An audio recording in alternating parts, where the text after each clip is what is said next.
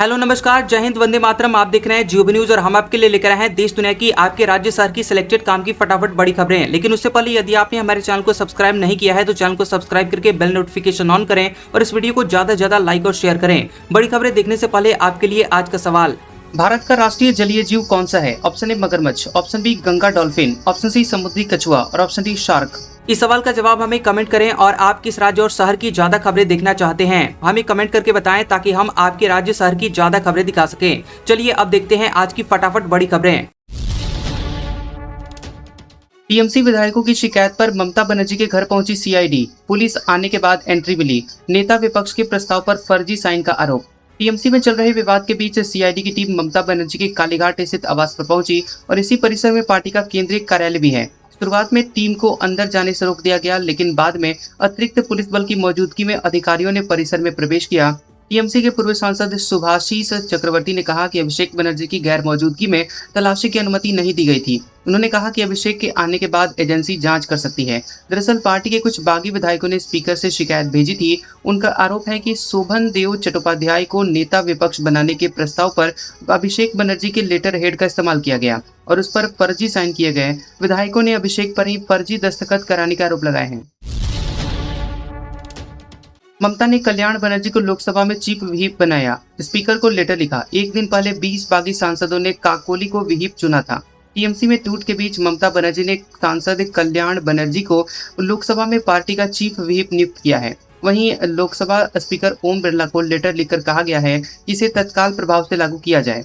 TMC के लोकसभा में 28 सांसदों में से 20 ने एक दिन पहले बगावत के बाद ममता बनर्जी का साथ छोड़ दिया था।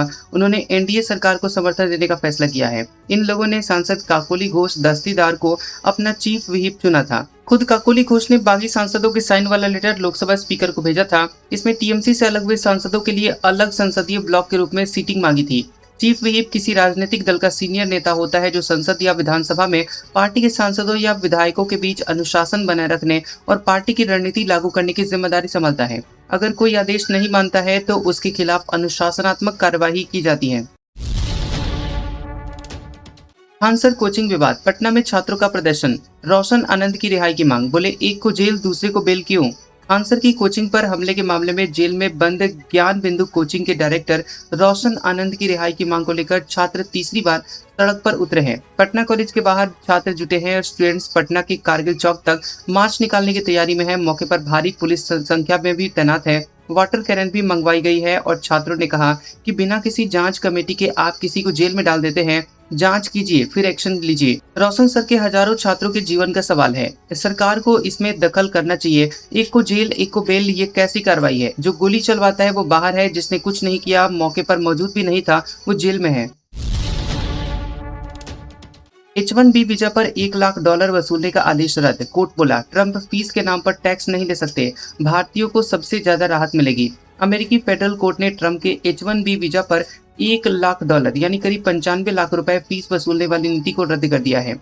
बॉस्टन कोर्ट ने कहा कि यह फीस नहीं बल्कि एक टैक्स है और इसे लागू करने के लिए राष्ट्रपति नहीं बल्कि संसद की मंजूरी जरूरी थी। ट्रंप ने सितंबर 2025 में घोषणा की थी कि जो कंपनियां H1B वीजा पर विदेशी कर्मचारियों को नौकरी देगी उन्हें हर वीजा के लिए $1 लाख की एक्स्ट्रा फीस देनी होगी। इसके बाद 20 राज्यों के अटॉर्नी जनरल ने इसे चुनौती दी थी। अब कोर्ट के फैसले के खिलाफ ट्रंप सरकार अपील कर सकते हैं।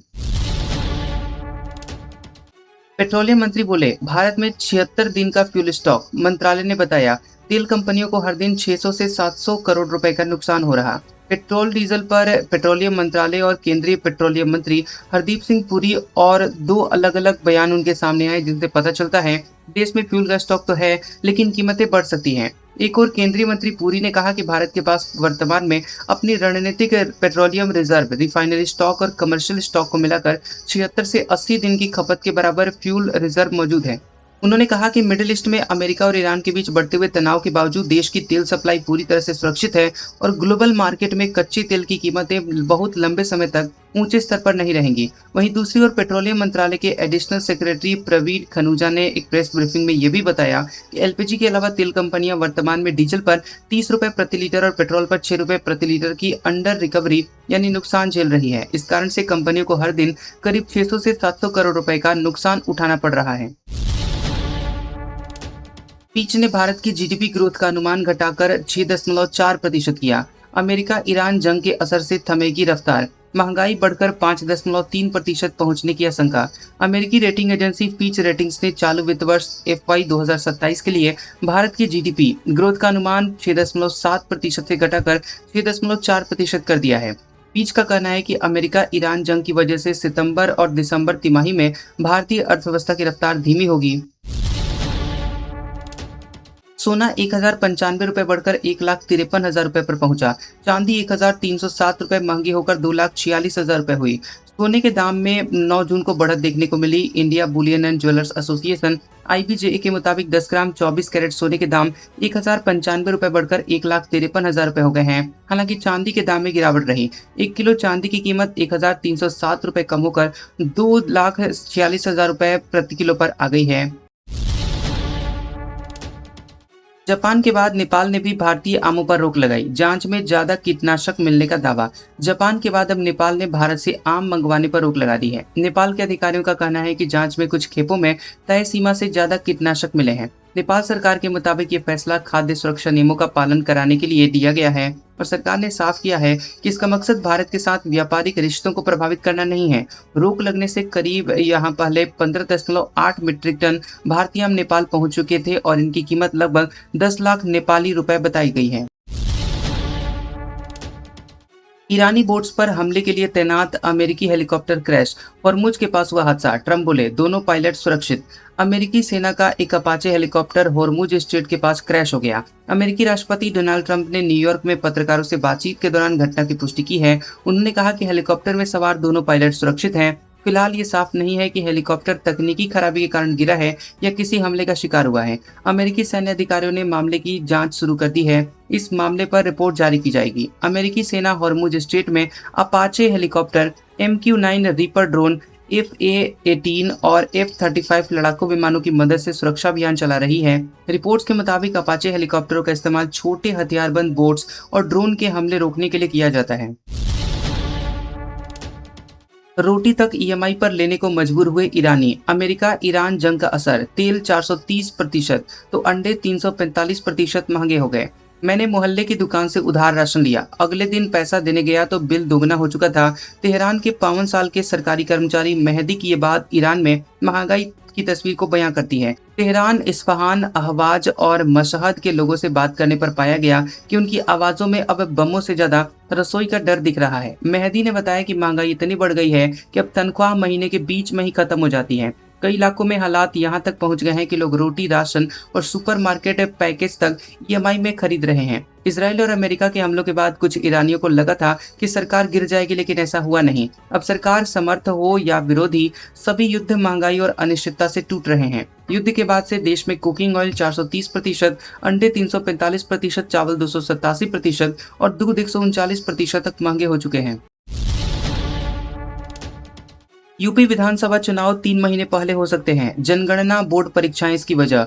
भाजपा व समाजवादी पार्टी, किसे मिलेगा फायदा? इंडिया ब्लॉक बैठक की 8 जून 2026 को नई दिल्ली में हुई और 25 राजनीतिक दल इसमें शामिल हुए। यूपी से समाजवादी पार्टी प्रमुख अखिलेश यादव शामिल हुए। कांग्रेस अध्यक्ष मल्लिकार्जुन खड़गे ने कहा कि SIR और चुनाव की निष्पक्षता को लेकर CJI को लेटर लिखेंगे। 5 जून 2026 नई दिल्ली, राहुल गांधी के साथ यूपी के प्रमुख दलित और अति पिछड़ा वर्ग के नेताओं की बैठक हुई है और विधानसभा चुनाव से पहले ये समाजवादी पार्टी के PDF फॉर्मूले को और मजबूत करने की कोशिश थी।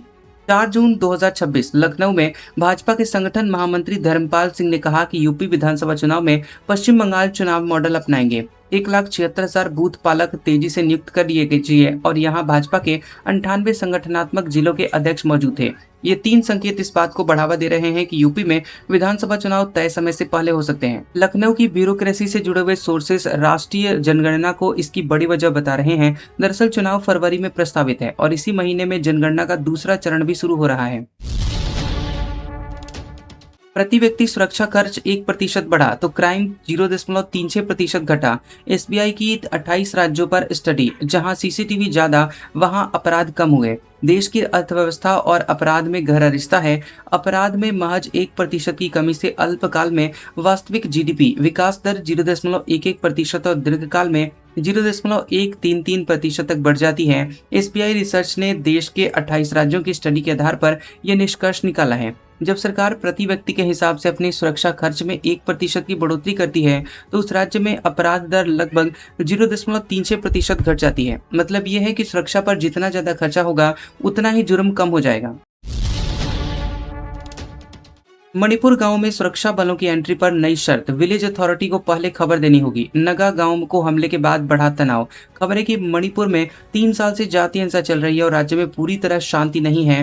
कांग पोकपी जिले के पोंगरिंग लोंग रोंगमई नगा गांव में कुकी उग्रवादी संगठन ने गोलीबारी की और इस घटना के बाद लापता चुंजलोंग पम्मनई नाम के नगा विलेज गार्ड का शव जंगलों में मिला। उसके सिर पर गोली मारी गई थी। नगा समूह का आरोप है कि केंद्र कुकी समूह का इस्तेमाल शैडो वॉर यानी छाया युद्ध के तौर पर कर रहा है। इसके अलावा चिंग ममांग गांव में अज्ञात हथियारबंद लोगों ने गोलीबारी की जिसमें एक घायल हो गया। नगा संगठनों ने सुरक्षा बलों पर पक्षपात का आरोप लगाया। इसके साथ ही निष्पक्ष जांच की मांग की है। वहीं इसी बीच नैनो जिले के लोंजांग ठंगाल गांव में विलेज अथॉरिटी ने राज्य पुलिस, असम राइफल्स, सीआरपीएफ को नोटिस दिया है। इसमें कहा गया है कि सूचना दिए बिना वे गांव में नहीं आए, ड्रोन भी ना उड़ाएं। कश्मीर में जोजिला टनल के दोनों छोर आपस में जुड़े दुनिया की सबसे लंबी सिंगल ट्यूब टनल कश्मीर से लद्दाख 1.5 घंटे की जगह 15 मिनट में पहुंचेंगे। जम्मू कश्मीर और लद्दाख के बीच बन रही जोजिला टनल की खुदाई मंगलवार को पूरी हो गई। टनल के बीच 2.5 मीटर के ब्लॉक को ब्लास्ट करके हटा दिया गया। इसके साथ ही टनल के दोनों छोर आपस में जुड़ गए।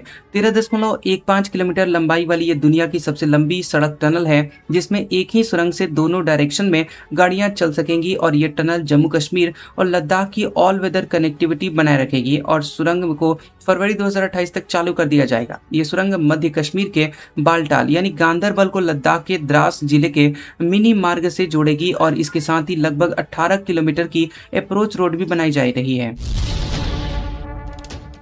योगी बोले, मारीच और सुबाहु लैंड जिहादी थे, राम लव जिहाद रोकने के लिए आदर्श उदाहरण। रामभद्राचार्य की कथा में पहुंचे। पीएम योगी लखनऊ में जगतगुरु रामभद्राचार्य की श्री राम कथा में पहुंचे। उन्होंने कहा कि प्रभु श्री राम ने नारी गरिमा के लिए काम किया और यह आज के समय में लव जिहाद रोकने के लिए आदर्श उदाहरण है।